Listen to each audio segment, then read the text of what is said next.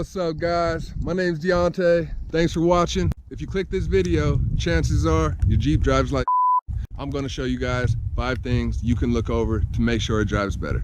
Let's start with the basics. Number 1, start with a good foundation. Make sure you don't have any worn parts on your Jeep to begin with. If you start lifting these things and changing dimensions of stuff with worn parts, you're only asking for problems. Make sure you replace any worn parts before you start your build. It's gonna make it a lot easier.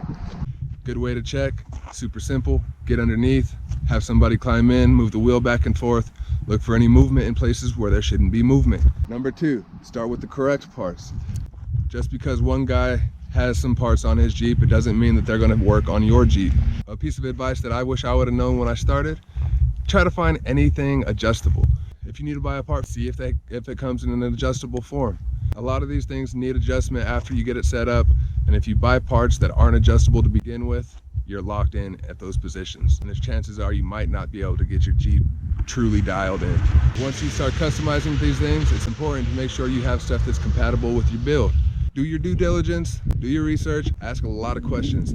The guys in these groups are brilliant. I've learned pretty much everything I know about Jeeps from these groups. Not that I know a whole bunch, because it's minuscule to what some of these guys know.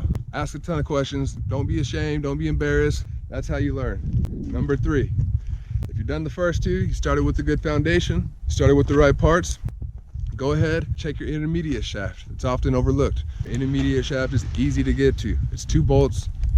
1 bolt comes through your firewall, right under your airbox.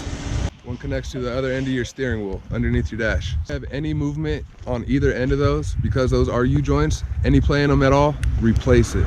1 millimeter of play is going to cause inches of movement at the wheel. If you still have issues after you replace your intermediate shaft, go ahead and tighten up your gearbox. Super simple to do. There's a ton of videos online explaining on how to do it. Get a couple tools, tighten it up, quarter of a turn. Don't do it too much, because if that isn't your issue, all you're going to do is wear out a good gearbox and still end up with bad parts. After you go ahead and tighten up your gearbox, if you still have issues, if your gearbox is leaking, looks old, worn, go ahead and replace it. Start with those 5 things, guys. If you do those 5 steps, I promise you your Jeep will drive like it's pretty much stock, all right? If you still have issues after you've done those 5 steps, chances are you messed up on one of the first 2. Either you still have worn parts on your Jeep or you still don't have compatible parts. Don't be scared to ask questions. Like I said, that's how I've learned. That's why I made this channel, is so I can hopefully help somebody in the future who's in the same position I was in, and we can all enjoy driving our WJs. Thanks for watching. I hope I helped somebody out there. If you have any questions after this, feel free to message me on Instagram, Socially Distant Camper. And yeah, thanks for watching, guys. Peace out.